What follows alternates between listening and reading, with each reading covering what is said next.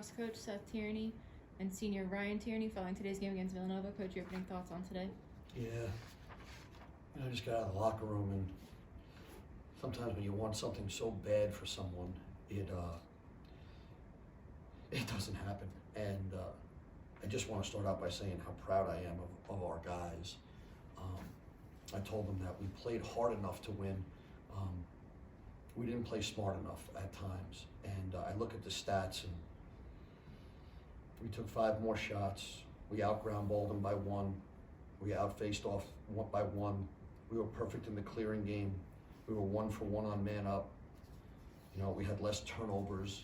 You know, the stat sheet says that it looked like you would win if you covered up the score. But the problem is all of those things I just read out are meaningless because the stat at the top says you lost by 2. And it was the 3rd game of the year. We had a spirited game with those guys last year, and we really just wanted to get one today, just like they did. So I thought we learned a lot. I thought we played some guys that hadn't played in a while or at all. Liam Muldoon started his first Division I lacrosse game. Tom Ford started his first Division I lacrosse game. Whit Stopak, you know, he hasn't been a consistent guy for us. Kyle Steinbach ran around a little bit out there for us at the midfield. So there were some new guys out there. And when you play a team like Villanova, who is equally as good, and they were just a little smarter than us today, that's what is the reflection in the score. So, Coach, now, I mean, double figures in the first 2 games offensively, and now all of a sudden you do change up the lineup, you get a lot of different guys starting. I mean, was that just a matchup sort of thing where you put new players in, or was it more so you just expected them to provide as much as they did offensively as the first 2 games? There's a lot of coaches out there that would keep things from you guys, right? The media. Dylan McIntosh, he had a season-ending injury on Thursday, and we wanted this one for him. And that answers your question on why we had some new guys to rotate around, and it happened on Thursday, so we didn't have a whole lot of time to get our new guys in that kind of rotation. That's our job, and we couldn't get the flow of what's going on. So that's why you saw Whit and you saw Liam Muldoon. Otherwise, you would have saw number 21 out there. And if he did play today, I'm pretty sure he would have been our heart and soul of today's game. Ryan, you had a hat trick here today, as usual, it almost seems like. But just in terms of total view of the offense, I mean, it seemed like you guys were having trouble just trying to find that open shot lane today. I mean, was this Nova defense really just a lot more aggressive than any defense you've seen so far this year? I wouldn't say they were more aggressive. I think we got opportunities. We didn't shoot them smart. Again, like you said, like change of personnel. You get comfortable with a certain amount of guys, and with the crease presence like Dylan McIntosh brings, he's a big counterpart of mine. You know, we played together pretty well. So having him out changes up the lineup. You got to move on. You know, next man up. That's why we have 50-man rosters and only 10 people play. But I think we got opportunities. We just didn't bury them.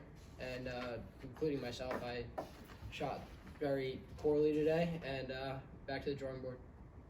Do you think the shots might have been due to, you know, a lot of underhand shots sailing over the net, not really going over the top or trying to find a spot? It seemed like a lot of the shots, like, I mean, one of them, Forte right in front, he was on the doorstep, got stuffed by the goalie. He didn't change levels. Do you think that's something that needs to be worked on? Yeah, I mean, listen, Riley Forte is one of the best people that we have on our team. Literally one of the best people. And, you know, if there was a guy that I had to pick to take that shot, it would be Riley Forte. You know, sometimes in games like this, you just don't know. You lose track exactly where you are, and I'll take 40 on my team every step of the way. We did have some shots. You can see we didn't have a whole lot of assisted goals today, and that means we had to earn it. And we just, you know, they have a couple of short sticks that are pretty good, so they can fake slide. And you know, they're long defensively. The goalie made some saves, but you know, as Ryan said, I think he got 15 shots himself today, and only put 3 in.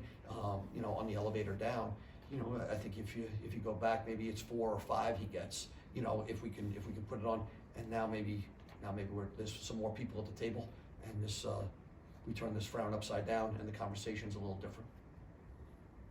moving forward for your team now, 2 games against Long Island opponents.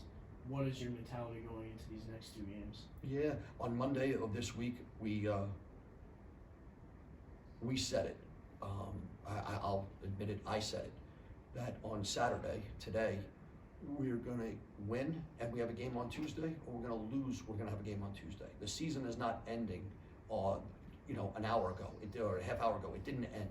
We learned a lot about our team. We played a very good lacrosse team. Villanova, they're a good lacrosse team. They probably have played the best schedule of any team in the country so far in Yale, Penn State, Maryland, and Hofstra. And again, I'm awfully proud of our guys. We'll start to learn about Stony Brook now. Yes, it'll add all the Long Island flair to it, but when the whistle blows, it's going to be 2 teams, regardless of zip code or wherever it may be.